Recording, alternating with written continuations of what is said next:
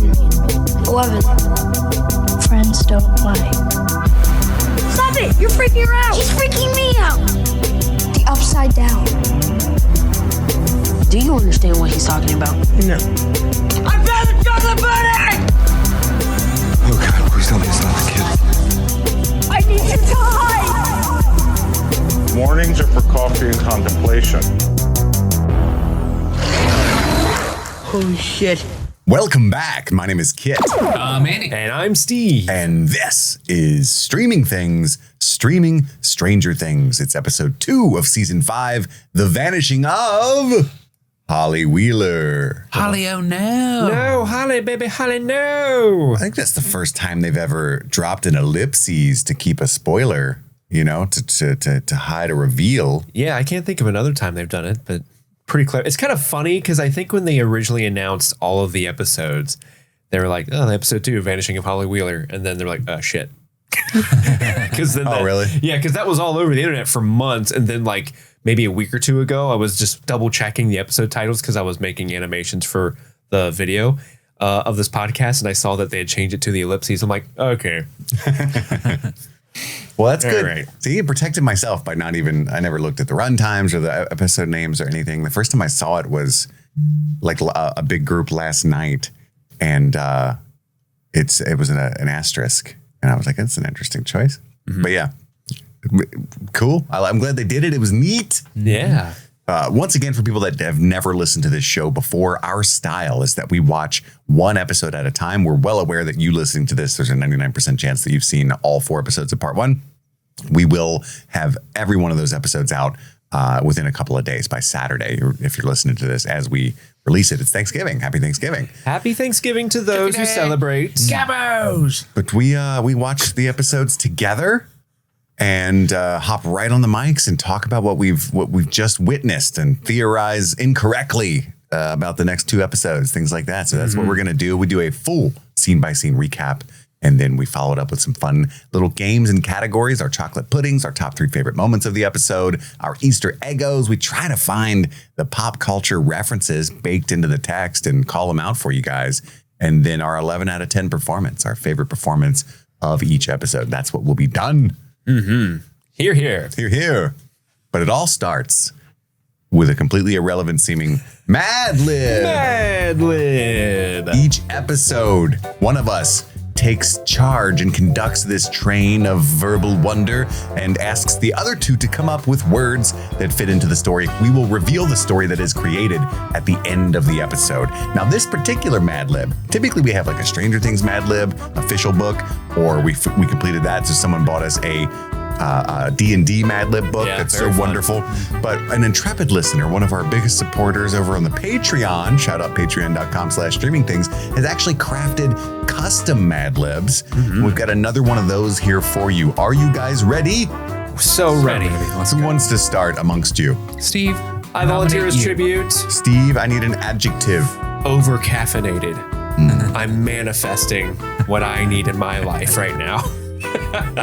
Andy, from you, a verb. Squeezing one out. Steve, I'm going to need a noun. A haunted pair of swim trunks. Verb. Milk. An exclamation, Steve. I've been editing the live show, so the first thing I thought of was Andy going, "Kings and queens come upon me," but we can't do that. I feel like that would be inappropriate here. I mean, it's never stopped us before. King and queens come upon me. I was just fishing for Kit Lazer's approval. Noun. Spanx. Part of the body. Does back knee count? Like the little armpit of your leg?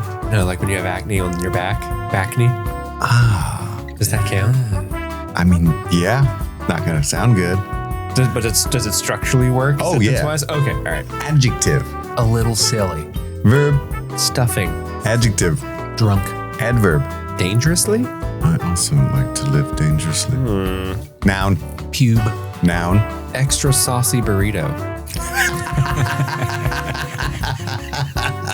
Bow, you shits. Verb. Motorboat. Verb. Dick twist. Noun. McDonald's play place. Does it work? It's too proper of a noun. Too proper. Okay. What about just play place? Play place would work better. Adjective. Sweaty but determined. Part of the body. Fupa. The fuck is that?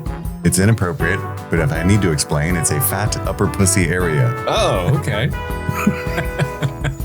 And thus concludes our construction of our second Mad Lib of the season, the hottest lifeguard in town. Oh. It's actually glorious, and I can't wait. It's going to be the best part of the episode. Oh my God. All right, ladies and germs, here's what we're doing. We're talking about episode 2, The Vanishing of Holly Wheeler. We're going to get our overall thoughts together before we dive into the deep dive, the recap. Andy, start us off. What did you think of episode 2? I think it's great. I mean, we're setting up, but like, we're getting these wonderful evolutions of dynamics that have been established in the past. And it's so interesting. Like seeing Steve and Dustin on the outs. I'm like, what's that about? We get this like wonderful father-daughter moment on a battlefield, kind of, with Hop and Eleven. And I don't know, this episode, like, fuck, dude, that opening is just crazy. It's awesome. It's violent. If that's the only vindication that I get for having faith in my boy Ted all along, I'll take it. You know, That is 100% all you're going to get. he stepped up when it counted, is all I'm going to say. You know, he could have just kept swinging away. Like, I didn't see nothing. Swing away, You Merle. know? But yeah, no, And I is thought it was immediately great. forgotten about by the rest of his family. Right? Where are they taking mom? Your father's. Oh, no time. Where's mom going? Take him off of life support. He's not on life support. We'll take him off. I have to say, I got to give you your props. It was a arguably tiny, bastardized version of what you predicted. But it did happen. It did happen. Yes, it did. There's still time. There is still time. He could get out of that hospital bed to protect Karen from something that's attacking the hospital. Ooh, I like that. Because then I'll tell you what, I was profoundly saddened by what happened. I was bummed. I thought they killed Ted, and then they're like, he's in a coma, and I was like, fuck, he's pulling through. He's gonna make it. I was also a little sadder than I thought I'd be, but then sad that he wasn't dead. You know, it came back. Yeah. But anyway, sorry. I'm also really surprised that like we already found out like the answer to Mr. What's It. I thought that was going to be like a season long thing, and just episode 2, they're like, oh, it's Vecna. I'm like, fuck. I thought last episode I was having a good time. I was like, ooh, there's going to be this interdimensional being that's like looking out for Holly for some reason. Fucking dope. And wasn't that? There's gonna be a brand new character that's like, I'm also psychic, but for good. It was Callie. But yeah, I had a lot of fun with this episode. I'm excited. Yeah, I thought this was another great episode. I mean, the beginning of this episode I was really kind of shocked at how, you kind of talked about it, emotional I was about, oh no, they're going to kill Ted. Oh no, they're going to kill Karen. Well, that wasn't a shock. I was upset. What were you, I actually want to know like what you were thinking in that moment when they were really hamming it up, really making it seem like Slow they were about motion to Nancy. kill Karen off there. I thought they were that Karen was going to pull through and that Ted was up there dead, because you kind of saw him slashed up the midriff as he slammed into the wall and landed. It was like, okay, he's cooked. All right, cool. Yes. Karen's free. Mm-hmm. But then when she started to fight back so effectively with that wine bottle, I was like, oh, okay, they're going to let 11 show up in the nick of time. And then when Nancy pulled up and they had played with time a little bit, and you saw her like reaction in the slow-mo, I was like, oh, they did it. They killed them both. That's crazy. Holly raised by Nancy in the future, you know? Mm-hmm. I thought Karen was dead. I did too. I'll be honest. That moment when Nancy walks in and the camera's just on her and it slow-mos her reaction to seeing Karen on the ground.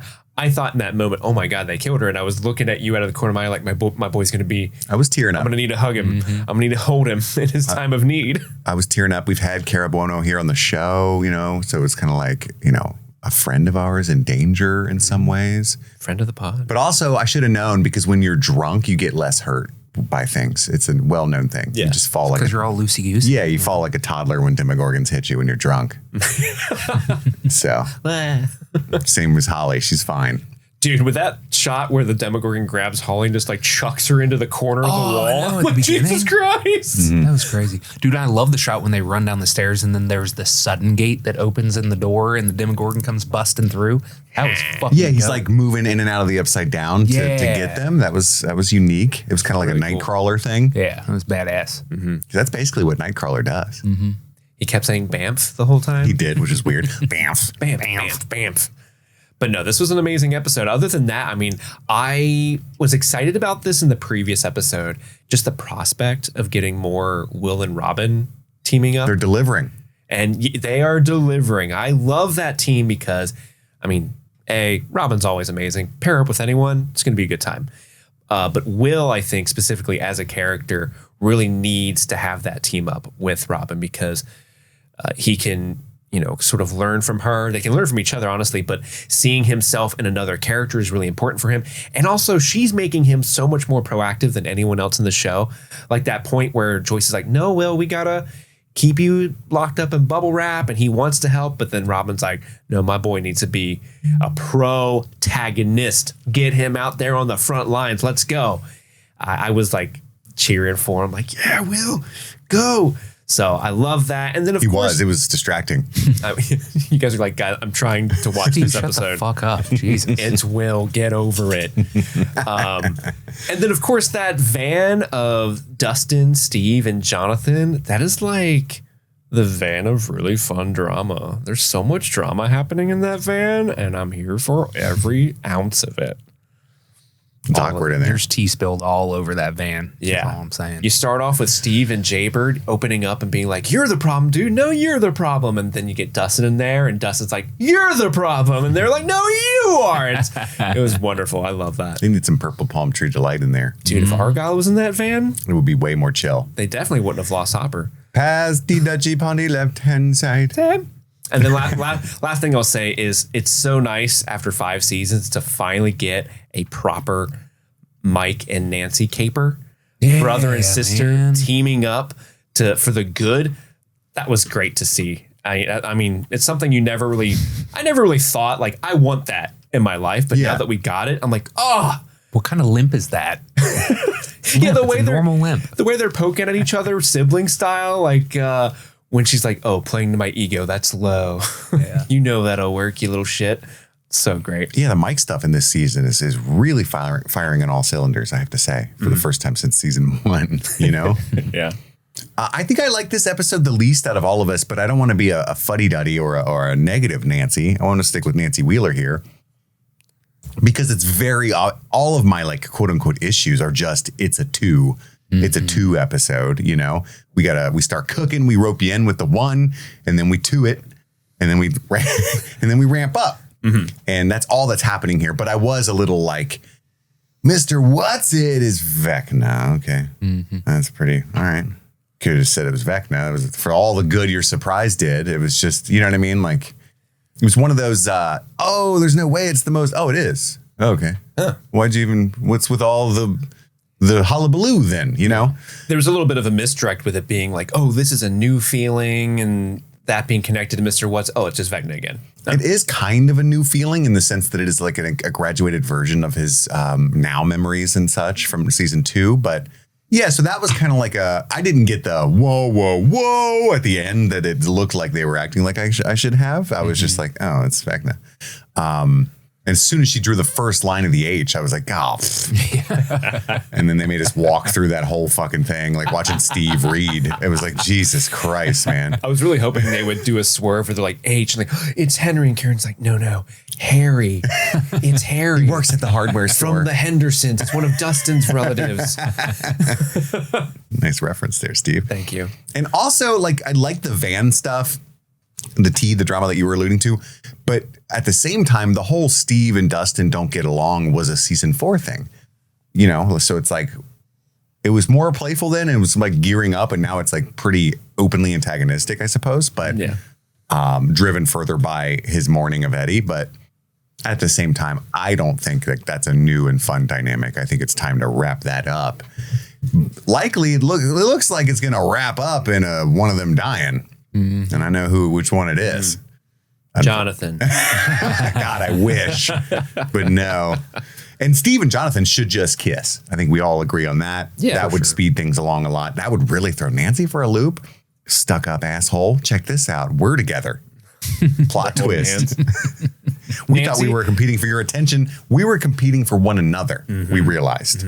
We got up on that tower, saw each other sweaty, and just thought, "Are we doing this?" We made love at the top of the radio tower. We made sweet, sweet love. He We turned on the fixed Clash. But yeah, it's still a fun episode. It's a great fucking show. They're cooking with this season. Everyone else and their mama just watched episode 3 right after and thought nothing of it. But I'm here to tell you pause right there. Not the most satisfying thing in the world. That's all I'm saying. Do you think Jamie Campbell Bower was really, really happy to not have wear a the couple makeup? days of on set not in that makeup? Seriously. But they're like, we are going to put you in a vest and a fedora. And he was like, fuck. Oh man, I hope I I don't would have be a. so hyped. I get a pocket watch? You fucking shitting me? Hello. I thought he hated time. He does. It's like, why do I keep this around? He shows up with Seconds. a monocle. Minutes, hours. He goes full steampunk in his vision. Full Monopoly guy. Yeah. Come with Yeah. me, Holly. We're about to pass go and collect $200. Ooh. But yeah, those are our overall thoughts. This episode's good. It's a little tooey, but it's good. You guys ready for the deep dive? Always. The balls deep dive? Okay, well, you have to wait because we have a sponsor we got to hear from for 1 second. Oh, money. And we're back, and Netflix describes the vanishing of Holly Wheeler thusly. After a vicious attack at the Wheeler home, Mike and Nancy confront the cost secrecy. Did I write that wrong? Cost of secrecy. Fuck. Confront the cost of secrecy while Elle and Hopper embark on a rescue mission. And so it starts off, Holly is getting thrown around by the Demogorgon in her bedroom. Monsters are real. Karen's taking a nice drunk bubble bath, trying to find a bath bomb, take another little sippy sip. You gotta be careful. You fall asleep in that bathtub. Would you drown, you think? People drown bathtubs the whole time. Really? Oh yeah. Youngins like Get a Karen? little tipsy. You know what I'm saying? I mean, you'd have to be wasted to drown in a 6 inches of water, I feel like. mean, it I'm sure it happens. That's like, I can imagine like some fentanyl. You know what I'm saying? Slow. But some wine? I feel like Karen goes into that bubble bath quite often to let off the steam that is having to be married to Ted. Yeah. I think we've only seen 15 or so scenes of Karen altogether, and a few of them have been in a tub. Yeah, it's you know, it's kind of strange that we've seen Karen in the tub twice in all these That's seasons. the only joy she gets. Yeah. Locked in a room where Ted can't reach. I can't Screaming go at in him there. to open the front door. You know what I mean? She's got her feminine hygiene products. I'm scared to go in there. I love that Ted also sucks at golf. Because golf's one of those sports where, like, no offense to anyone, like my dad played golf, like I get it, but at the same time, it's like very objectively wastes land on Earth and typically costs a fair amount of money to engage in. So it is kind of a douchebag coded sport. Absolutely. You better be good at it if you're going to play. And fucking Ted's out there whacking balls into the pores and missing. Damn it. Stay still, Lucas. I just buy golf balls and don't retrieve them. There's still 6 windows left in the buyer's house. I'm really sucking it up tonight. Who do you think bought that house? Where is he hitting them? You're not allowed to do that. It fascinates me. It's the suburbs. Don't they just have like woods The woods behind their them? house? I guess, but you could bounce off a tree and hit a little child. There's his own kids are out there cavorting all the time. Kids in the woods. Just running around, gallivanting. Jonathan could be out there taking photos of people. Yeah, he's hiding. That's his spot. 4. No, that's 4 kids I've hit. It's awesome. Anyway, he's not doing very good with his golf balls.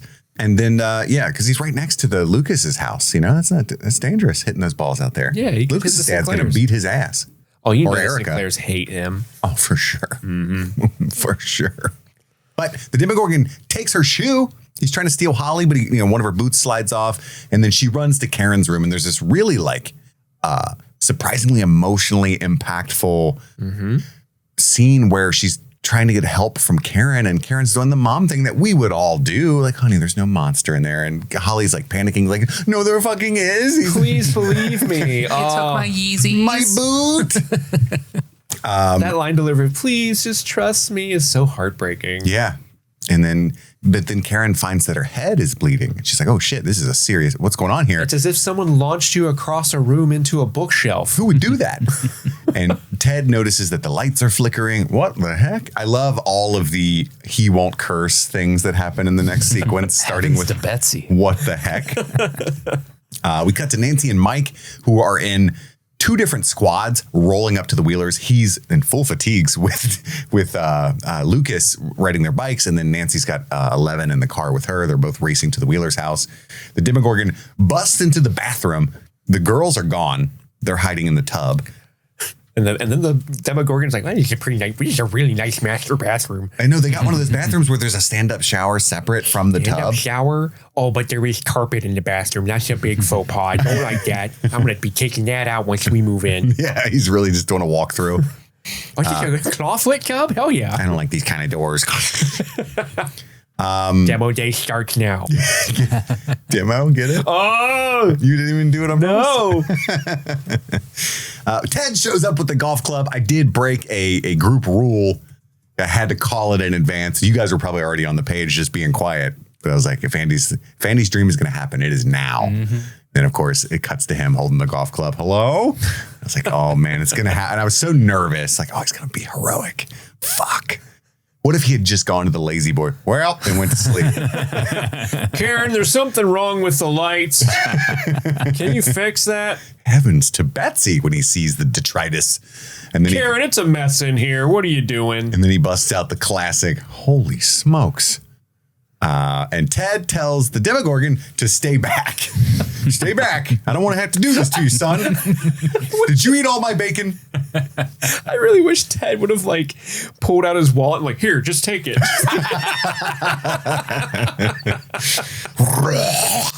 Language.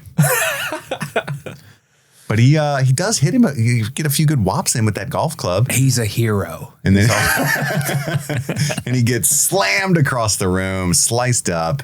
And my next note is, oh shit, he creates another gate to stop them at the front door. He's doing the Nightcrawler thing. Yeah. Bamf. Bamf. Karen falls because she's been in the tub and she's got no shoes on. Holly at least has one boot. Yeah, they were hiding in the bathtub. I don't know if we called that out specifically. I did, yeah. But like they held their breath for a very long time. Very, very surprised. I couldn't have done that. That would have been kind of crazy if like Holly drowned. You know what I mean? Holly, we made it. Holly. Your tiny lungs.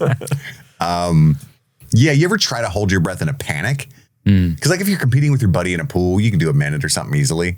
But in a panic, I'd probably like 10 seconds be like, fuck. All right, give me another try. Give me another try.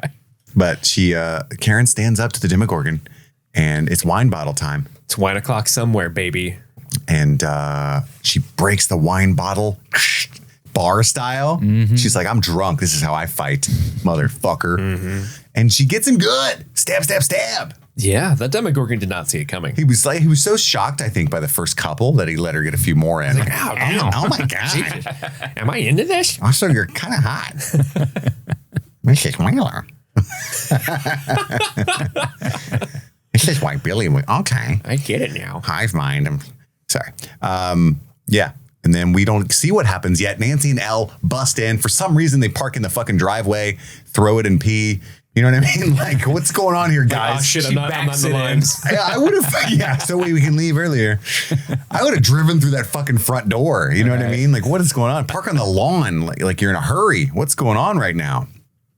And then we get that whole Nancy, what's happening? Because Mike can't reach her and there's blood all over the kitchen. It's kind of cut back and forth and rewound a bunch, slow mode. Anyway, we find out Karen is slashed to bits on the floor. Heavens to Betsy. She's bleeding everywhere. Oh, no. And Elle and Nancy both try to staunch the wounds with their jackets. And all that Karen can say is Holly. Nancy tells Elle to go get Holly. Go, run through the hole to the dimension. Do your thing. Yep. I don't blame her. You know, and I don't want to judge anyone on how they act in a moment like this, but I feel like 11 was taking a little bit of her time. Like, girl, run. Don't coolly walk. This is not a time to aura farm through the portal. Fucking go, girl. Get my sister. I agree with you. And then we get the title.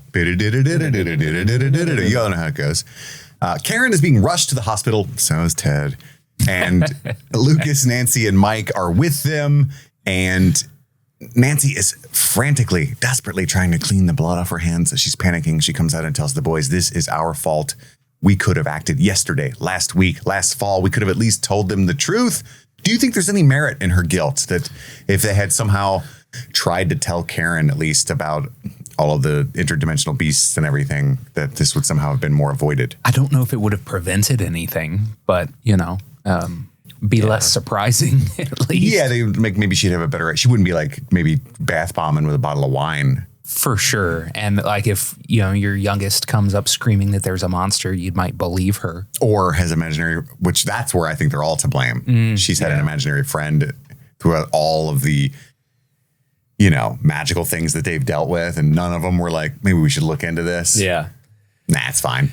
Yeah, I don't think telling them would have helped at all, like Andy said, because Ted's not going to believe anything they say, so don't even bother telling him. But I think what she wants to have done is try to have gotten them to move, which apparently you could have done that. You could have just moved out of Hawkins before the military. Yeah, everybody that lockdown. left before quarantine is probably so stoked about that. I know.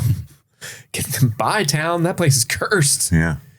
But who knows if they would have left, because even by the end of season 4, we were kind of making fun, like, all this destruction in Hawkins did not happen anywhere near the Wheeler house, because they're like, I guess we'll stay.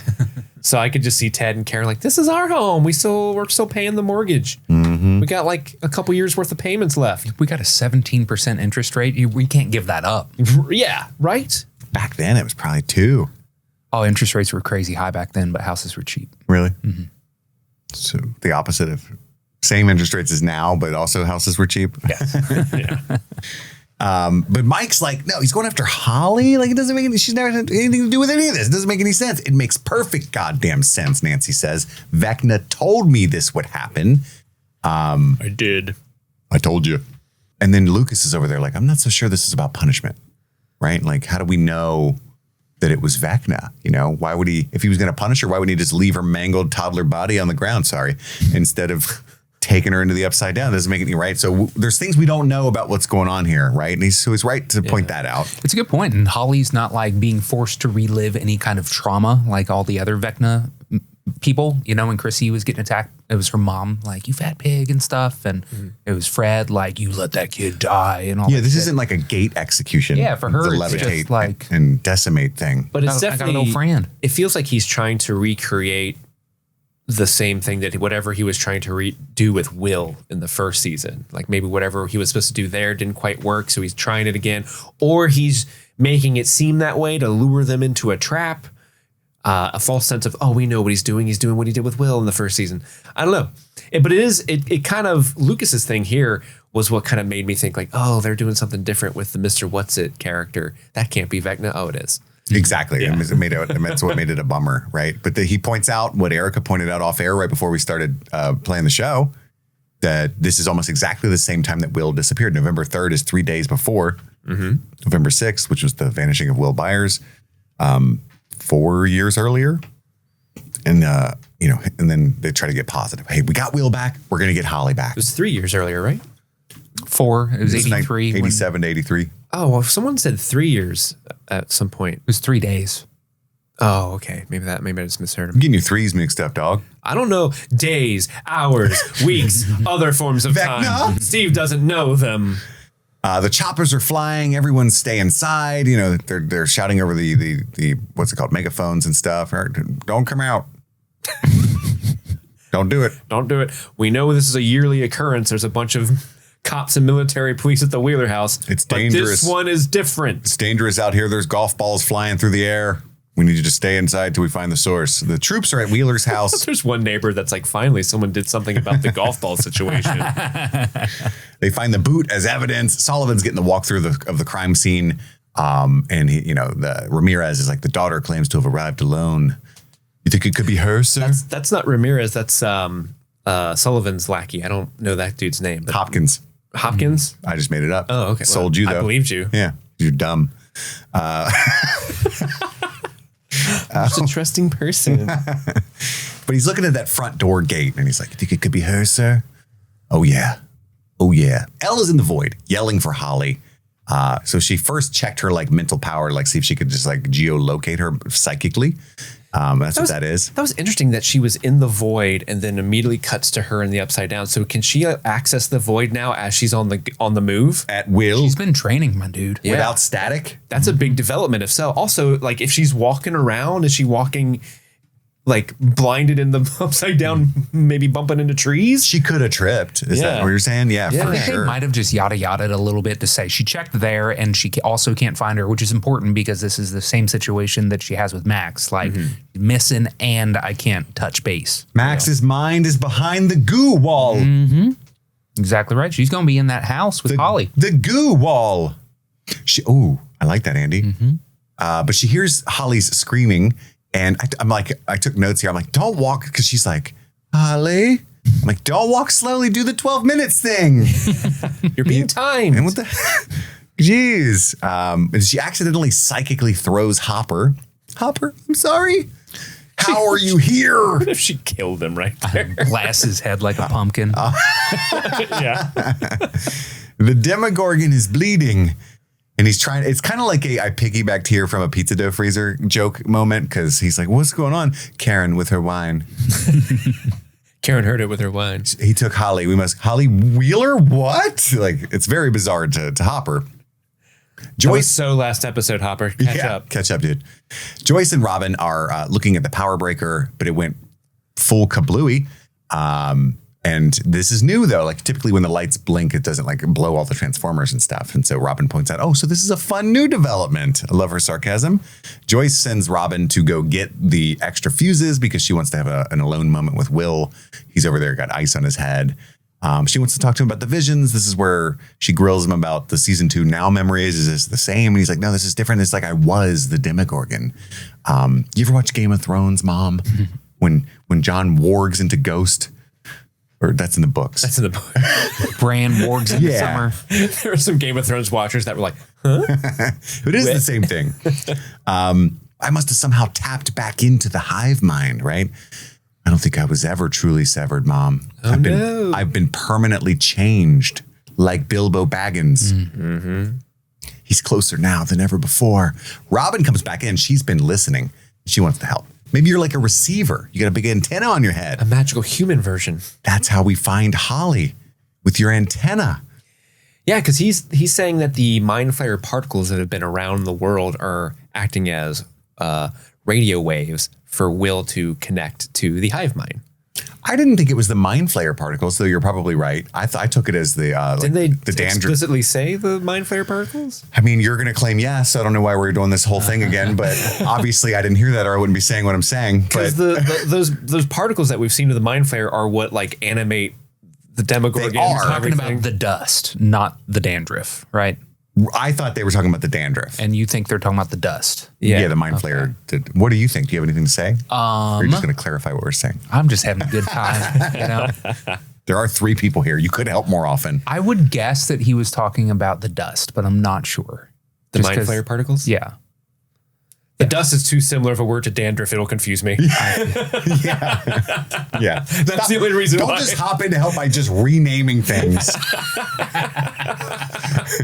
I've got some new vernacular I could throw into this mix. I think might clear this whole Pam Pan situation up. What are we thinking about Will's connection to the dust bunnies? Well, regardless, we know that in general, he's got some heightened level of season 2, role to play in this. That will be revealed later through what's going on with Holly, what the plan was all along for realsies. I swear this was plan A all from the beginning. But of course, Joyce doesn't want Will to step in and help in that way. She wants him to be safe. No, we just got to get Hop out of that. Oh, so this is just about your boyfriend, right? He pushes back, but a little bit, but he bitches out immediately because Joyce is scary. Joyce Byers, mother of 2. I don't want to be on her bad side. Okay. Joyce. Steve is getting a jump from some girl because the battery in the van was blown as well. He offers her a bopper, which is peanut butter, real creamy peanut butter, and other things. And more. It's so funny. Like, if you didn't know what a bopper was, if we weren't in the 80s right now, him just being like, hey, you want a bopper while we wait? Sounds like an innuendo for something. Bopper? I hardly know her. Exactly. You want some peanut butter and other things? And he gets back in the van with Jonathan. I think she might have placed me. I stood her sister up a few weeks back. And that's like the worst thing to say to Jonathan, who's like, thinks he's that kind of person pretty much in summation. So I'm like, a nice guy. I took a picture of one chick getting unchanged. And everybody's just assumed ever since. I'm not. I like photography. We cut to Ted in a coma, or being told that Ted's in a coma, mom's in surgery, and Jonathan knows all this, right? So it's like, it's effective. Like, we know that everybody knows what happened at the Wheeler house. We don't have to like revisit that. Like, that's, okay, everybody knows. Show him finding out and shit. Yeah. Did they visit a payphone or something? I guess. I'm just curious. Oh, they probably have radios. Paged him? Oh, yeah, the radios. CD, yeah. CB radios, yeah. Over type shit. And then he says that they should stick to the plan. Just, zone G1, go through it again, find Hopper, then find Holly. Steve wants to swing by the hospital. It's on the way. We could give maybe Nancy some flowers. Go to the gift shop. Tonight of all nights, I thought you might just give it a rest. And he calls out Steve on the competition that they've been having. And he calls him selfish, chauvinistic, and a meathead. And Dang. Steve starts to fight back. You're just a paranoid pothead weirdo. How about that? You're the problem, dude. The only one more miserable in that relationship than you is Nance. And the car starts to put a period on his statement. Stop focusing on me and start focusing on her. Yeah, listen to that jazz and clap the cheeks. Or keep focusing on me and we can just make out and do this thing right now. Should we kiss? Should I've we? got jazz. I've got jazz. Skibbity-doo, ba-ba-ba-ba. At that moment, Dustin, I don't like how dismissive you are of jazz, sir. Skibbity-doo-bop. It's harder to do like good jazz in a jokey way. Like, you watched Sinners and here you are. Dustin rolls up all fucked up and Steve just says, "You gotta be shitting me." And I gotta be honest, that's why I said what I said about the season 4 dynamic between Dustin and Steve being, kind of troubled. And because at this moment I was thinking, fuck yeah, Papa Steve's gonna be pissed. And he's going to go fuck up Andy and his boy because he's like his big older brother. You know what I mean? And I was very disappointed to find in the next scene we have of them where he's just like, "You're getting beat up like a dumbass when we're supposed to be doing important stuff." You know what I mean? I like it though because their antagonism in season 4 wasn't resolved in season 4. For sure. And so now we see this as like, and based off what we saw last episode, Dustin has been getting more and more and more in a darker place. He's been pushing people away. He's been doing careless things. So this is Steve giving him some tough love. Be like, dude, what the fuck? You're being self-destructive. You're being self-destructive. You're not admitting when you're wrong. And we need you on the team. I think he's being a good bro with tough love right now. I still hope we get Steve beating up Andy. Oh, for sure. Because we don't get to see Steve win many fights. And that's his moment. Andy. Yeah. He beats up Andy and the others. Yeah. 1v4. Or him and He's Dustin like a together. 22-year-old that beats up a high schooler. Yes, that's awesome because they're like really mean ones deserve it. It's like when Miyagi fucks up all the what's their name, their gang, all the Cobra Kai people. That's true. That's satisfying because you're like, fuck them. Yeah. They're dressed like skeletons. Look at them. Hey, you won the base basketball team? I was the captain of that shit. I predict Jonathan and Steve and Dustin all beating all those kids up. And that's how it's Jonathan and Steve bond. And you know what I mean? And then they kiss. Yes. Yes. As long as it ends in the kith. And then, so I don't know, a little prediction for you like that. We cut to Hopper, who's also mad at 11. But I love this dynamic because it's not like a meltdown. They're going to be separated for 2 episodes thing. It's just, this is their relationship. My dad was very verbally abusive and stuff, but it was like, didn't bother me 99% of the time. It's just how he was. You know what I mean? I'd spill my drink in the kitchen and he'd be like, "Fucking cocksucker." And I'd be like, "My bad." That's just how he is. He calls me that. Yeah. Didn't mean to trauma dump, but I'm just saying that's kind of how this played out. Like, she's not that perturbed by his reaction, really. Like, that's hot. Oh, I am punk ass. I wore my hoodie. He's mad that she didn't take the tunnels, that she's going to get busted now. And it does happen. He's right. She's on CCTV up there or whatever, right? I do like what you said, Andy. Her little, "I took my hoodie. It's okay, Dad." Yeah. Unfortunately, the camera is at windshield level into the hoodie somehow. Yeah. I guess they had drones. They have it lowered. Can you guys tell who I am right now? Like, this is 1987. my That God. camera, she would have been 2 pixels in a car. Like, they would have been like, maybe there was someone in the car with Nancy. We can confirm, sir, that there was a car. The maker model, we don't know. What are the plates? Couldn't tell you. Andy, you look like you're about to do a crime. I know, man. I'm like an Assassin's Creed. You know what I'm saying? I can't even tell that that's Andy. He's in a hoodie. Yeah. And so they start arguing a little bit, but he keeps yelling at her while she thinks the Demogorgon might find Vecna is her whole point. Like, this is going to lead me to Vecna and I can find. So she admits kind of that she calls it instinct, not being stupid, but she admits that she's not thinking things through, and it's not just to save Holly. She's obsessed with the idea of defeating Vecna, and this might be her go chance, you know? There's more blood than before. It's slowing down. Not emotion, instinct. Instinct. Lucas is in there talking to Max, telling her about the bad day that they've had. And So sad. He cleared all the snacks and stuff that Will put on her. It's like, damn it, Will. It's like, I need you to wake up. You know, I think this is the final battle. I feel like it started tonight and we're going to need the full party. We need can't- our Zoomer. We can't win this without you. And it cuts to her ECG like there's going to be like a sign of life, but there isn't. Her heart rate goes up by like 2 beats. It's a per fake second. out. Yeah. Oh, and then his little line delivery of like, please wake up, Max. I miss you. Even though he's not even on camera at that point, it's looking at the meter. But that little I miss you, like, I was like, just immediately like started tearing up. Yeah, I text Steve that every morning. that's true. Please wake up. I miss I you. don't know why you call him Max, but it works for him. At the hospital, Mike's getting some coffee. Fucking A Wrinkle of Time is on the table. Jesus Christ. That book is there. I guess it's a popular book at this time, you know? It's brand new. Just got the Newbery Award or whatever. It's not. Nancy is pissed at the receptionist, which those poor ladies at those hospitals, they deal with all the angry, upset, sad people. And you that's know? actually canonically accurate. Every time Nancy talks to a hospital receptionist, they have no time for her shit. I think it's the same one, isn't it? Is it's it? always like 2 at a time. I didn't get a good look at her. I think it That is. would be so fucking amazing. She's if like, that's the same this woman. bitch every time. Why are you always here? That's not your parents. I know what your grandma looked like. You're a Driscoll. Oh, hi, Nancy Driscoll.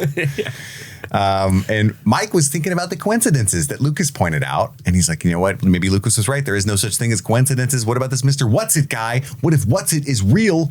And if What's-It is real, he would know things. And so, hey, you're the genius investigative reporter. After all, you figure it out. You're right, I am. Don't you do that, but you're right. She wants Mike to distract the receptionist because she knows that Mom knows more about Mr. What's-It. Not much, but it's going to be enough. Yeah. Steve is ragging on Dustin. We were talking about that for looking like Rocky Balboa when he walked up. And Dustin told him he fell off his bike. Oh, what, into a knuckle sandwich? Who was it? Andy and his lying goons? to him. He's not saying that he got into a fight. Yeah. Is it because he doesn't want Steve to worry, or do you think it's because he knows that they'll be like, dude, you're fucking up. We told you not to poke the bear. He's The on first this one, I think, isolating for tough sure. guy shit. Yeah, like it's just, he knows he shouldn't have even been out there. He was supposed to be at the squawk, not Eddie's grave, fighting people with paint thinner and snakes, which sounds crazy, but that's exactly what That happened. actually sounds awesome. The way when you put it that way. And he's got like that trench coat, you know what I'm saying? And he's yelling back at Steve, like, it's just a power surge. You turn it off when my mother could have prevented a power surge. Even your mother. Henderson, just admit that you're wrong. Dude, they're doing their whole married couple thing. Jonathan's yelling at him, shut up in the background. And finally it culminates in, I don't want to talk to you anymore. Good. Mm-hmm. You two seem to be getting along. Yeah. Are you guys about to kiss? I wish. Dungeon Master to Scout Battalion. Dungeon Master to Scout Battalion. Do you copy?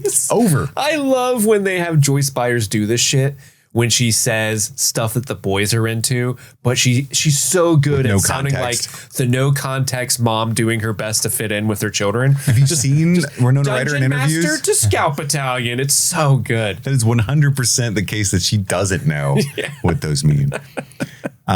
Robin thinks that the flux capacitor is down again, but it's a 2-man job. So she grabs Will and she's like, look, Joyce's plan sucks. Your plan is genius. She wants to play hooky, take off and do the antenna thing. And Will's like, you know what? God damn it. I'm in. God damn it, you son of a bitch. I'm in. I'm tired of being bubble boy. The flux capacitor's down? Okay. Hilarious. We've all been there. Every mechanic has gotten me with that move. Well, the problem with your car, the flux capacitor of the engines got a hole in it. Yeah, it's going to be about 1,500 hundo. Honestly, that's exactly what I thought it was. And Yeah. that sounds cheap. Really is, yeah. Dr. K Linda Hamilton's character has photos of Elle. The cameras on the streets caught her even with the hoodie. I don't know how they did it, but even with the hoodie. And she's not impressed at first. And this scene didn't really land that well for me. It was like, we've had sightings before because that's how she feels. And she smacks down on him. Don't interrupt me again until you have her in custody. Ma'am, she's here, Dr. K.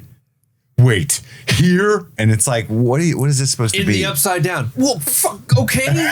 It's not here. It's literally as close as she's ever been. What if she's in the upside? What if Miss K's in the upside down?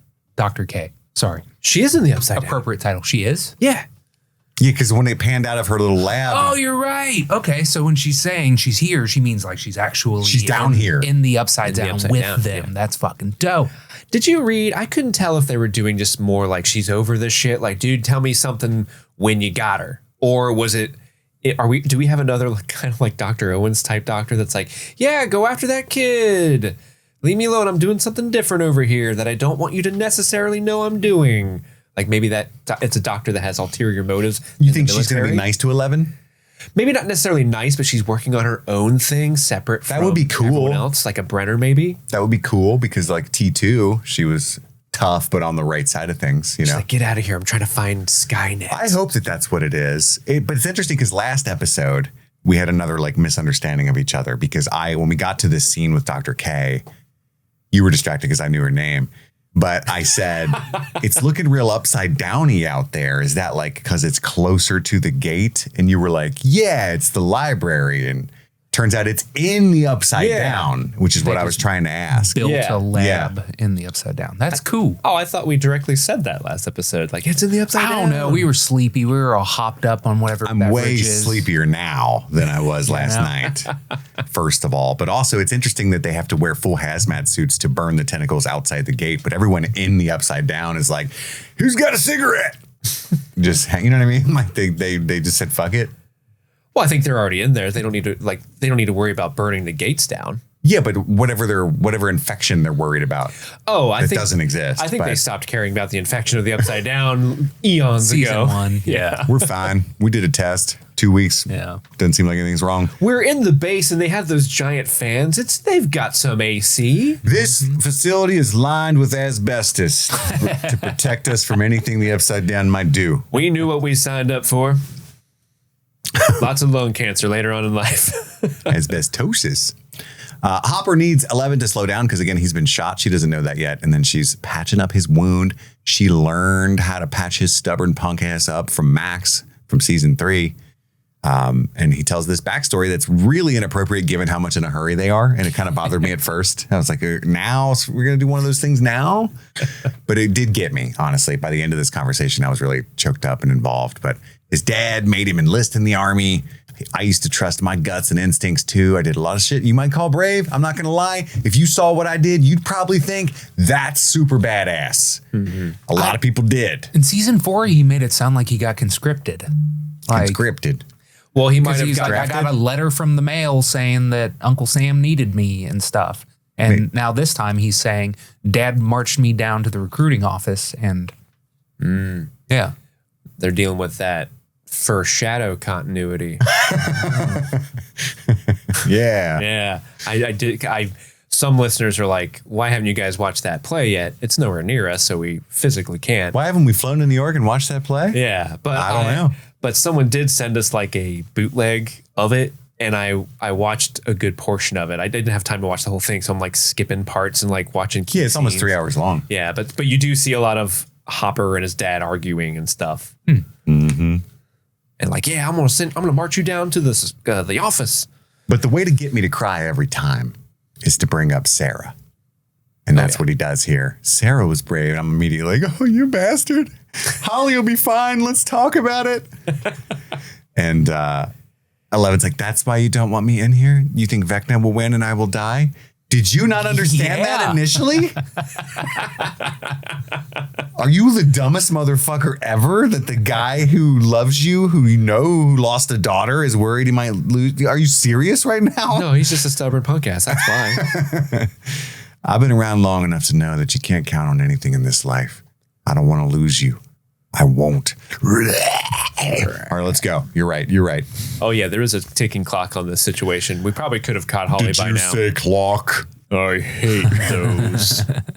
I lead, even though you're a superpowered being. The doctor smoking a cigarette. That's what we cut to next. And he gets informed that the Wheeler children are there to speak to him. And Doctor, I've got urgent news. The Wheelers. The Wheelers are at it again. They've asked for your presence. no, I get it. Like, he's probably got 6 patients. He knows her name's Wheeler. Yeah. And so when they say the Wheeler children, he's like, oh, okay. But they think, Nancy tells him that their mom might know something that can find their sister, right? And he says they can't go see her. Her larynx is damaged. She can't even talk. And then he's misogynistic. He talks down to her. Dude. All right, sweetheart. I've never seen a character heel turn so quickly with so little to work with.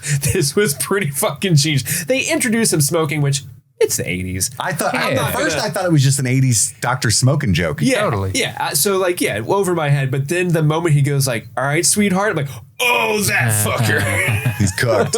Oh, dude. And she shoots him. You don't know who you're talking to. That would have been sir. amazing. That's Nancy running down Wheeler. I'm so unhinged and so into these characters. You could do anything, and I would be like, "Fuck yeah!" Like if she just shot the doctor, I would have been like, "Nice, Yeah. get him, patriarchy down." But it wouldn't make any sense. I'm glad they didn't do that, but I would have probably been for it. It would have been like the opening scene of The Penguin when she like shoots that guy and is like, ha ha ha, oh fuck. Ted crawls out of bed and hits the doctor with a golf club. Go, honey. Language. Get to your mother. Nancy's going down to the basement now. She's going to dress up like a nurse and have Mike dress up like a patient. I don't trust doctors who smoke or call me sweetheart. Mostly that second one. Steve and the gang are still driving around looking for a signal. They're going to take one more loop around the zone. But he hears something. Jonathan hears like, it sounds like a Demogorgon warbling kind of thing. Beep, beep, beep, beep, beep. Yeah, that's what it sounded like to me.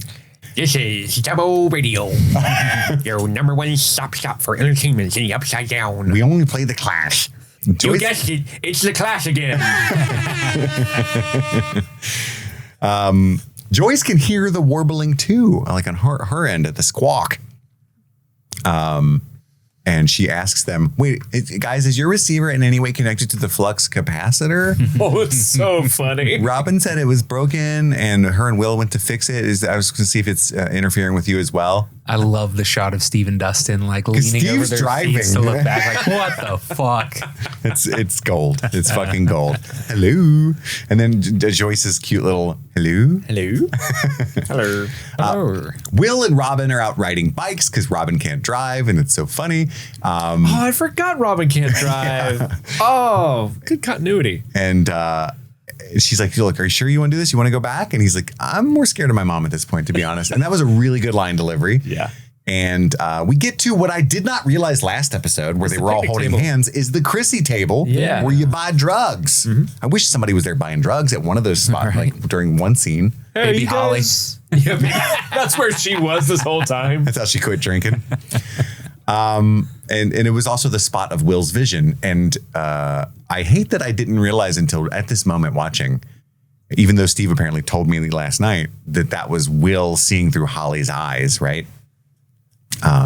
But yeah, Now, I don't know if I explicitly said it was Will seeing through Holly's eyes. I was saying that it was shot the exact same, and they were obviously making a connection between Will and Holly with that camera motion and what they were going through. Like maybe he had some sort of psychic connection or powers that could detect what she was feeling, but not necessarily what she was seeing per se. yeah. Well, here we are now. Now we know he was seeing what she was seeing. And he's like, hey, maybe it was headed for its monster lair. And this is where I was a little bummed, not only by, I don't know if I said this in my overall thoughts, I meant to, but because I was also bummed we didn't get further in this conversation. It was just Robin like, hey, were you there? And Will's like, no. And she's like, oh, okay.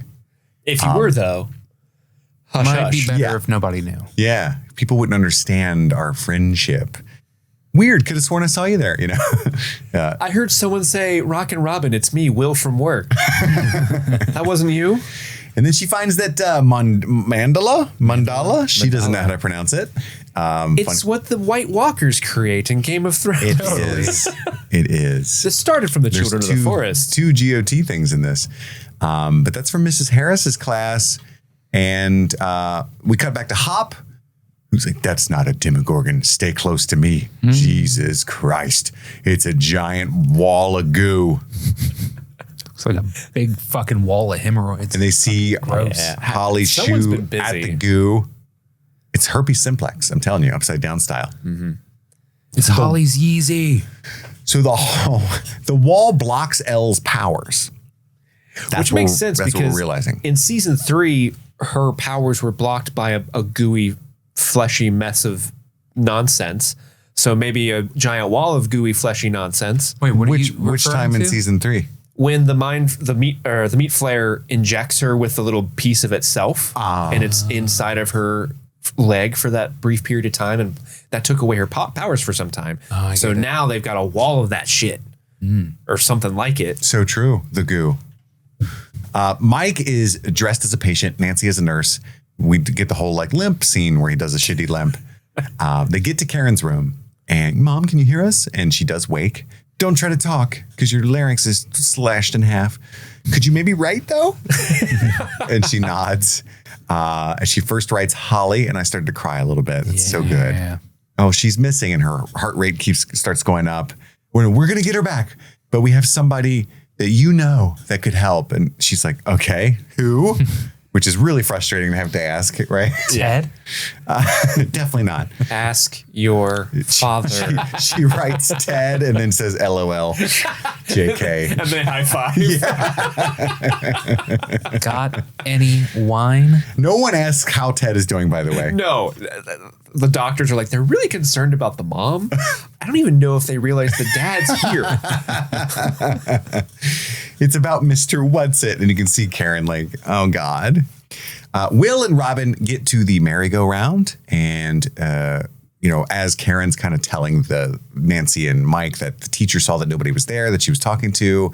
And they simultaneously Will realizes he was seeing through Vecna through Holly. He was piggybacking. He kind of through a Holly freezer. Yeah.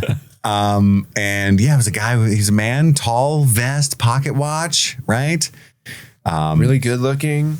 And anyway, she's spelling out Henry. And then we get the whole sequence where Henry, with his like not Vecna the Grinch body, is walking Holly through this wonderful, happy little town of Derry and into the house that looks Everything's great. so colorful and saturated. I'm going to save you and I'm going to save your friends and your family and everybody. And Will's getting the goosies again. It's fucking, I have room for everyone here. Your friends first and then your family. That's key. Maybe. Max is just in there playing Nintendo, having a good old time. Oh, hi, Holly. Hey, Holly. What's up, So girl? you think a mental projection of Max is going to be in there? Totally. Yeah. I think it's like her. She's probably spirit tied to one of or those whatever. trees like Fred. You think so? I don't think she could be like in there moving around. I don't know. So we've seen people Because Holly's physically there. Vecna mind and see the broken Creel house. This is the first time we've seen anybody be taken into a seemingly normal pre-explodey house. Yeah, he has this ability to. Well, he's always made people hallucinate, made people see like Freddy Krueger style, like their worst fears and stuff. So I guess he's always had that ability. Yeah. I wonder if he killed Collie and that's how he got it. Interesting. Because he gets those people's powers. Interesting. When would he have killed her though? Whenever. Between season 4 and season 5. Are you asking what time I did that? Makes me angry. Don't get me started. Because I was going to say the difference is like Holly's physically there, but maybe she's not. Maybe she's actually just like tied up somewhere. I think and she's he's walking definitely her mind through something. physically behind that wall, right? We're clear Correct. on that. Yeah. Correct. But yeah. That's So it's like crazy. the wall surrounding the old Creel house then maybe in the Upside Down? Maybe. Maybe? It looked like a pretty big fucking wall. It's surrounding a lot. Yeah. That was like straight up the wall from Game of Thrones. Do you think Hopper is like, man, we've done 30-something crawls inspecting Hawkins. fuck How did the we miss fuck this?" did we miss this? There was fog. Jesus. There was fog. But that's the end of the episode, everybody. Now it's time for our favorite moments, favorite performance, all that kind of stuff. You guys ready? Yeah. Well, but first, we got to take one more quick break to hear from one of our sponsors. Welcome, Stream Fiends. My voice is shot because I just got back from the live show, and it's actually November and a time for reflection, for gathering close and giving thanks. And here at Streaming Things, we have so much to be thankful for. And before we close out today's episode, it is time to honor a very special tradition. That tradition where we take a moment to give heartfelt thanks to the supporters who help keep this podcast rolling like a Thanksgiving Day parade. Our super patrons. These are the generous souls who contribute $25 or more each month, and they truly are the gravy on our mashed potatoes. So thank you to Aaron Armstrong, A.K. Ashley Ray, Albus Stinkpot, Alexis Adler, Anthony Corona, Apple of Andy's Az, Arson Wells, Ashley Powers, Brett X, Brianna Williams, Kaylee Sampson, Charlie Friday, Daniel Pack, Elpander, Emmy, E. Scramo, Haley B, Hootie Hoo, Jay Rich, Jer, Jim E, Joe Velez, John Collins, Josh Stitch, Jay Screamo, Just Liz Calabria, Justin, Jadinklage Morgoon, Kalisha Reeves, Lady Trashley, Lil Tickler, Mandy Joe, Maddlestat, Mitchell, Narvel Toughnuts, Nice Guy Eddie, Paula Garcia, Peaches, Rabbit Dog in a Barbie Car, Rebellious Angel, Sean Callahan, Sean Myers, Sun Loving Mortal, Suzanne Road, Susie Callahan, Svento 7, That Brenda, Trisha Bueller, Upside Down Canuck, Xander Barbarian, Casey McCain, and Enza. Thank you all so much for supporting Streaming Things, and thank you to the other patrons who support us as well. Now, no more delays. Let's get back to the episode. And we're back. We found the chocolate pudding. Andy, what is your number 3 favorite moment of episode 2? My number 3 is going to be Lucas catching Max up on what's been going on. And he's sitting there all teary-eyed, and he says he thinks that this is the beginning of the final battle. I got a little teary-eyed because it's true. This is, I don't know if he knows it, but this is the last season of the show. So this is the beginning of the final battle, you know? And yeah, just the performance Caleb's giving here is phenomenal. Anytime he's sad around Max, it's very affecting. Yeah, that's going to be my number 3 as well. I mean, just that one line delivery of "I miss you, please." Like, I started tearing up, and they've got the drawing still on the wall, and it's just, as the audience, you also are like with him, like, just shake her awake. That works, right? When people are in comas, you just shake them enough and they wake up. Yeah. Just do that. Yeah. Just try it. Just once. I do want to give a shout out. It didn't make my list, but I just want to shout out the moment of the flux capacitor with Joyce and everyone staring. That moment's hilarious. But Such a good moment. yeah. Best joke of the season so far. Yeah. My number 3 is Will standing up for himself. Kind of clapping back at Joyce, and he ultimately gets cowered back immediately by her, but it made me feel good that he was like, "Oh, is that your boyfriend? Like, we got to do so." Like, he really wants to actively help. Yeah, that's my number 3. Andy, your number 2? My number 2 is the flux capacitor joke. With Joyce radioing in and being like, "Is your receiver connected to that?" And just the turn of Dustin and Steve looking back at Jonathan like, "What the fuck, man?" It was so fucking funny. I'm so glad one of us put that on our Absolutely. Do you think they ratted him out immediately, or are they just like frozen because they're like, "What do we do?" Like, something's going on if Robin lied. Yeah. Yeah. And Jonathan's conflicted because he's like, Will in danger? Oh no. But also funny. Very funny. My number 2, it's kind of a silly moment, but it still got me like, I felt like, yeah, this is fun, even though how we got here. And it's not an interesting reveal, but the Henry reveal is my number 2, just because it was neat to see Jamie Campbell Bower again, like in a little suit, and he's doing some tricky, like, "Oh, come on to my fun little house." It's intriguing. Like, what exactly is he doing? What's beyond the wall? There's a lot of good, juicy ramifications to the scene. And I think that's why I like it more than it probably deserves to be, if I'm being honest. But it was just still cool to see Jamie Campbell Bower again doing his pleasant, "Oh, I'm just Henry" voice. "No, I'm not Vecna now." But no, that's my number 2. Love it. My number 2 is Hopper talking to 11 and, bringing up Sarah again, which is a easy peasy way to get me every single time. I love their dynamic again, that he's doing this like, "God damn it, you're fucking up." And you expect season 211 would be like, you are like Papa. And it would be like this whole thing we don't have time for. But she's just like, that's just how he is. I'm just going to ignore him, call him a punk ass. And I like their dynamic. It's so Joel and Ellie at this point. It's very purposeful, I think, to have them two on this upside down adventure this season doing that. And he's even got like the gun and, it's I love it so much. That's my number 2. Andy, your number 1 moment of episode 2. My number 1 moment is when the hero of Hawkins steps up with a golf club and fights back. Ted the Tenacious. Yes. No, honestly, it's like the whole opening, which is a pretty long opening, but baby Holly getting attacked and fucking slammed against the wall, especially her running into Karen not realizing at first that something real's going on. But when she touches the blood on the back of her head, like that slow down of like, oh, fuck, something crazy's going on. The lights start flickering and shit, hiding in the bathtub under the water. All of it fucking rad. Running down the stairs, the Demogorgon busting through the door, like jump scare style, fucking fire. That's my number 1 favorite moment as well. The entire opening sequence. Ted the Tenacious? Not specifically Ted the Tenacious, but just the Demogorgon attacking everybody. Me. Because this scene, literally, I think it's the best so far. It's my favorite scene of the season so far. Because I think they pull out so many tricks out of their bag of tricks, them duffers. From a writing standpoint, they do some really great writing. Just in this sequence, the whole like, oh, Holly, you'll be fine. Please, Mom, just trust me. Like, that's so heartbreaking. And then when she sees the blood in the back of the head, the whole vibe flips from there on out. There's some incredible stunt work. Not only Ted getting thrown through walls, but also baby Holly being fucking thrown into them. It's nuts. Karen getting her moment to shine, too. Both Wheeler parents get a moment to be brave. I think Karen's a little more brave than Ted, if I'm being honest, because Ted's just being kind of a weenie, like, here's my wallet.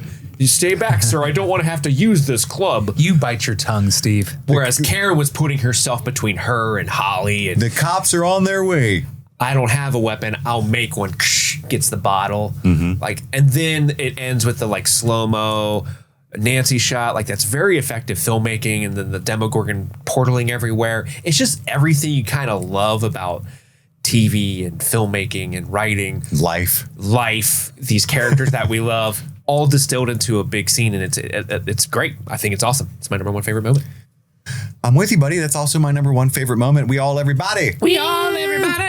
Which means it's time for our Easter Eggos. We try to identify all of the 80s pop culture references baked into the text here. We'll go around the room one at a time. Andy, start us off. I'm pleased to say that there's another Harry Potter-esque thing going on in this second episode. When Karen steps between the Demogorgon and baby Holly, she pulls a "not my daughter, you bitch" moment, just like Molly Weasley does against Bellatrix Lestrange and Harry Potter and the Deathly Hallows. Boom. I would argue that that's an Aliens reference. Yeah. No, it's Harry Potter and the Deathly Hallows, where part 2. Ripley famously says, "Stay away, get away from her, you bitch." It's not my daughter, you bitch. It's from Harry Potter. But hey, I'll allow it. Hey, art is it's a subjective art form. It is. You know? I'm gonna call out the poltergeist moment when the Demogorgon is coming through the ceiling and it grabs Holly by the leg and is pulling her towards the gate. That is almost, it looks very visually similar to when the young girl in Poltergeist is being sucked into the closet where she's holding on to like her bedpost. Bedpost, I think. And I mean, even the entire family dynamic in Poltergeist, we talked about it earlier in one of our previous episodes, but that family dynamic is a huge inspiration for the Wheeler dynamic. Right. So yeah. And also the whole idea of like Holly being taken at all is a Poltergeist reference for sure. Yeah. So she's going to start talking through the TV here soon. Don't go towards the light. Sniper tone. Don't do it. There's a couple low-hanging fruit ones for sure. Obviously the flux capacitor and, other Great Scott. Scott, the other Back to the Future reference that we got. Do you think it's actually smart that she said Great Scott before doing the flux capacitor? Because it's cluing him, but also it could be like if Joyce is like, Back to the Future, love that movie. Yeah. She could abandon ship. Yeah, she's testing the waters. Andy. My turn? In that same sequence, Robin brings up the Enigma machine that was used to win World War II. That was famously used by Alan Turing, which was the hero that Will did his presentation on in season 4. Also fun. Gay. Also gay. Yeah. I think this is a classic Macbeth reference with Nancy going into the bathroom and trying to wash the blood off her hands and ye spot. ouchie spot, and having trouble getting that blood out. I think that's anytime you see that in movies, it's always referencing Macbeth. We don't say that name here on the stage, sir. Nope. Bad luck. Let's see here. I think I've got one that I'm making up or haven't completely found, but I think just the fact that they're hiding in the bathtub, it's scratching an itch I can't find. But I think there's so many good like bathtub horror scenes. Like you've got What Lies Beneath, you've got Slither, but of course Freddy Krueger, Nancy in the tub. Maybe it's just that, as simple as that. That's where my head was at. That was the next one that I was going to do. Yeah. Sorry about that. I mean, beyond that, we're at very low hanging fruit. The wall has to be a straight up Game of Thrones thing. I mean, it has to be, right? Just dead on. Because not only even that pull out shot of the reveal is very similar to a shot they use in season 1. That of Game pull of out Thrones. shot? Yeah, the pull out shot. I like the back shots more myself. What was the other Game of Thrones reference? There was 2. Oh, the spiral. The Night King spiral. The mandala. Mandala. We should probably search what that actually is. Well, I don't mind mispronouncing it because the whole joke in the show is that Robin's mispronouncing it maybe. So. Well, I was saying like what culturally that. Hinduism and Buddhism. Yeah. Nice. Yeah. Used for spiritual practices like meditation. That must be a pretty awesome class that they're in. Elementary too. Going out into the woods. She's going to get fired. She's the Miss Frizzle. She's out there doing henna. We need more Miss Frizzles. Let's be honest. We do. The world needs more. Steve, I think it's you. I think this is a redo of an Eggo that happened in season 3, but they're back at Hawkins Memorial Hospital, which uses the same logo as the hospital from Halloween. Wonderful. And you can see that in the background. Well, I got one that I stole from backbone of the show, Erica, that I wanted to point out, something that they noticed. Robin's news van or whatever, right? Is it Robin's news van? The radio van? The radio van. It has a bumper sticker on it that says something about Halley's Comet, which is potentially a reference to the Heaven's Gate cult that started in the late 70s. And then she did send me a text to follow up that she meant the Haley Bop comet. Yeah, Haley Bop. Different from Haley's Comet. That's so true. It is 2 different comets. Haley Bop, HALE-BOPP. And that's only interesting because Robin's also wearing a "Beam Me Up, It Sucks Here" shirt. Yeah. And that cult was all about like that there was an alien race on that comet that was going to take them all up soon. And is Robin like that? That's kind of not cool, but I don't know what's going on there. I think she's doing it sarcastically. Oh, really? Yeah. I'm doing the cult ironically. Or actually, you know what it probably is this radio station is abandoned. Whoever owned it probably was a part of that. And it's all their old stuff. They've taken over it and they're just using all their old shit. And she went through the shirts and was like, this shirt's funny. Yeah. That's actually pretty likely. Funny yeah, kind of I would wear that shirt. Star Trek-y too. You know? Yeah, I didn't see the because at the top it says "Beam Me Up" and then it sucks here's on the bottom. The first time she appears in the shirt, I only saw the top. I'm like, Star Trek, clearly. Nice. Clearly. The bottom is going to say Scotty. Just like how the crawl was a clear Star Wars reference. Obviously. I should get laid more catching all this stuff. I think I'm out. It's all I got as well. I have some low-hanging ones. There is a Who poster in the radio station, which is fun. There's a Rocky Balboa call out. When Mike and Nancy are in the hospital and Mike kind of looks into that playroom for young kids, the camera pans down. You see some things like Lincoln Logs. And there's another Rainbow Bright puzzle, which they're really connecting Rainbow Bright with Holly so far the last 2 seasons. Pretty hard. But also there's the Wrinkle in Time book that he sees, but under that book is the Arthur Rackman fairy book, which is a bunch of fairy tales. Those books are known for the illustration specifically. And I just thought this is, I don't know exactly what this is referencing, but when Lucas is talking to Max, he tells her like, hey, if you're going to resurrect, do it now, which is a D&D term. Like your character's down, please resurrect so you can be part of our we need the whole party again. Use a potion. And then lastly, we got our music. I only caught 2 songs. Obviously, Fernando by ABBA is playing when the Demogorgon attacks Karen. And then Mr. Sandman by the Cordettes is playing at the very end with the Vecna reveal. I think Karen, when asked what her favorite needle drop this season was, she said that ABBA song. Because she probably knew that was her like big scene. Oh, you mean Cara Buono? Like, does someone ask Cara her that? Buono on the red carpet said that. Oh, that's fun. Someone DM'd me and asked, "Oh, do you think that's her Vecna song or something?" And so that's she was talking about that scene. Honestly, I'm surprised there hasn't been more ABBA in the show. You're always surprised at the lack of ABBA, just in general in life. Truly, every situation could call for ABBA. You almost made Madison sing ABBA at the live show. Oh, the fear in her eyes. She was like, like Madison, gimme. And she's like, no, do not. Well, that ends our Easter Eggos segment. That means it's time for our 11 out of 10 performance nominations, our favorite performances of the episode. Andy, you start us off. Who are you going to give it to? I'm going to give it to Natalia Dyer. Good choice. Didn't see that coming. Yeah, like her panicking, washing her hands and stuff was really good. When she's first comes up on her mom, bloody and beaten on the floor. A lot of phenomenal visual acting.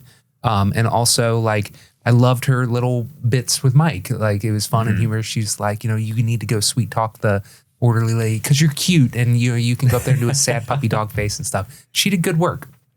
Yeah, it came down for me. I had 3 options, and they're all the Wheeler gals. It was either Holly, Natalia, Kara, or Nell. I didn't even Nell think Fisher, about Holly. I thought she did great in the first scene. Like, like I was honestly super scared for her. But ultimately, I think I'm going to agree with Andy and give it to Natalia because a lot of the crucial moments of the show center around Natalia Dyer and how she is reacting to them, like the push in on like what happened to Karen. And then when they're in the hospital, all that stuff, her performance is driving those plot lines along in the scenes that she's in. And she's fucking crushing it. I mean, all 3 of them definitely deserve it, but I'm going to give it to Natalia. I'm going to give it to Cara Buono. Hell yeah. I really think she crushed it because she did like drunk, but also not so drunk that I'm not at least concerned about, even though it's a fairy tale, whatever was bothering my daughter, She wasn't angry about interrupting the bath or dismissing her completely. Oh, honey, it's okay. Like she was there. She had a good Tuesday buzz going. You know what I mean? It's like you got to work the next day, so you take it easy, but you're still having a good time. That's right, Andy. That's good right. Tuesday buzz. It reminds me of a friend of mine, a roommate I had, who once sent me a photo of him naked in the bathtub, but it was just like his thighs and feet up on the wall and a glass of wine in his hand and his toenails painted. And he was just having a time in there, a Tuesday buzz, if you will.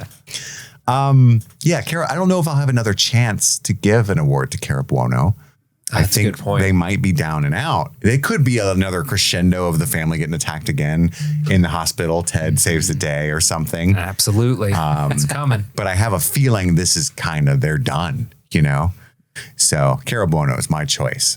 We just have 2 quick important things to do before we wrap this all up. We got some gifts, I believe, Steve. We do. We had a couple listeners send us things to our P.O. box. If you want to send us stuff, the P.O. box is in the description of this episode. But these are items. They wanted us to have these for our Stranger Things rewatch.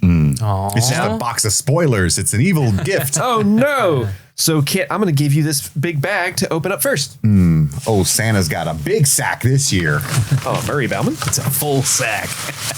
Oh, God. Oh, yeah. You like that, audio listeners? Mm-hmm. You like that? You like that? Oh, it's Funkos. What's that? What is this? Stranger Things. Oh, it's a 24-piece advent calendar vinyl collection. Wow. So we get 24 little Stranger Things figurines. I love it. Oh, it's the Creel House. Funko advent calendar, guys. That's so fun. That's cool. But we can't start this till December. Oh, now I got something to look forward to. Or we could just open all 24 right now because fuck you're crazy. No. We don't hang out but 4 days a month. That means we get to do we get to do 7 of them each week. Oh yeah. Your math is impeccable, Andy. Yeah. The numbers don't lie. Stranger Things party napkins. Oh, hell yeah. That's to clean up our messes. Because we dirty boys. Miniature Heath bars. Let's go. Give those to Andy. Whatever. Scoops Ahoy chocolate pudding. It can't be actual ice cream. There must be little candies. Little candies. That's fun. Oh. That is fun. I almost had a heart attack. Like, oh shit, was that supposed to be in the freezer this whole time? Melting. This looks like a Stranger Things candle. Ooh, it's hellfire scented. It's called Otherland. Smells like a hellfire club, if I had to guess. Oh, fuck yeah. Cheetos. We love these here. Cheese balls. Oh, cheese interesting. balls. Like, but the Cheetos ones specifically are the Are best. really good. The best balls. And that's Stranger Things flavored. Stranger Things favorite. And a Doritos. Oh, the little itty What bitty are the- Doritos. So they're the same things you got, but like the cans instead of the little Yeah, those bags. are much bigger, yeah. Yeah, this Hell is yeah. great. We love these, actually. We're already eating them, so thank Oh, you yeah. so much. Thank you. What an amazing little snack and treat tray for us. Aw. Let's light this candle, eat these snacks, and then clean up our fucking mess with the napkins. Yeah, let's see what's in this one too, though. I believe that bag came from Peaches. That was very, very sweet. This is a mystery box. Yeah, We're this not is a supposed to box. know who sent it, I Yeah, think. this person asked to remain anonymous. Okay. All right. First off, we got a Russian letter. Here, Okay. Kit, All right. open Are we that. being conscripted? Oh, no. Oh God. What's the other thing? Dr. Collector presents Stranger Things, Hawkins Memories, Vecna's Curse Edition. The biggest collector's box ever made with more than 50 items. Ooh, it's just like a fun little knickknacks collector box thing. Ooh. With lots of stuff. There's pictures of like a Creel locket and a Hellfire Club pin. There's a Dustin's diary, Mayor Klein Fun Fair little voucher. You got Hopper's papers. This is Hopper's Russian like mugshot. It's in Russian. It's They've got a great photographer. Let me just say, they really asked Hopper to give Blue Steel. yeah. So I can't read any of this because it's all in Russian. Every bit of it. That's funny. Neat. And then this is Oh, there's a card in there or something? some kind of Russian CCCP thing. Don't know what that is. And this is a Russian schematics for how to build the key to the gate, maybe. Oh, neat. Yeah. We can build one ourselves now. Oh, good. If we learn Russian, this is so neat. Oh, we got to learn Russian? Dang. Unless you can just do it by sight, you know. Hey, I've built a lot of things from IKEA, so I think I've Schematics. been prepared for this moment. Interesting. We got a welcome to hell sign. Love it. Welcome to hell. Legitimately love it. Put that on the Hawkins door. is hell. There's a Surfer Boy pizza bag with stuff. That had to be expensive. This seems expensive. Thank you I so much, Anonymous. Redacted. Yes. Thank you. Thank you. We're going to go through more of this stuff while we eat our snacks. Snack. Snack. And that's it. The most important thing is all that's left to do. Read our MadLib. MadLibs. Don't forget, though, to email the show at streamingthingspod@gmail.com for your thoughts. Tune in tomorrow and the next day for episodes 3 and 4. We'll be back in December, of course, with part 2, but also we're covering Game of Thrones and many other things over on the Patreon feed. If you're into that kind of stuff, check that out.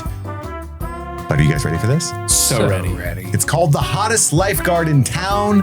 This is the story you guys created. It's over-caffeinated outside this summer. But don't worry, ladies. A squeezing me out lesson with this guy just might cool you down. Oh, no. Oh, sorry, squeezing one out. Squeezing one out lesson with this guy. Squeezing one out lesson with this guy. Now, what you want to do is... Why did I say squeezing me out? You were just hoping. Freudian slip. Billy Hargrove is Hawkins' most eligible haunted pair of swim trunks. That works. Wow. He's got all the moms in the neighborhood ready to milk just at the sight of him. Aww. When he makes his way toward the lifeguard stand, kings and queens, come upon me, do the girlies go wild. He's got that adorable little Spanx hanging from his neck and a back knee that won't quit. Oh, no. He's got to get that checked out. But something seems a little silly about him lately. While known to stuff with all of Hawkins' housewives at the pool, Billy has now been seen looking less drunk than usual. He's been spotted dangerously walking around with a pube covering himself from head to toe. One long pube. How strange. Most of the time, Billy isn't shy about showing off his extra saucy burrito in the summer heat.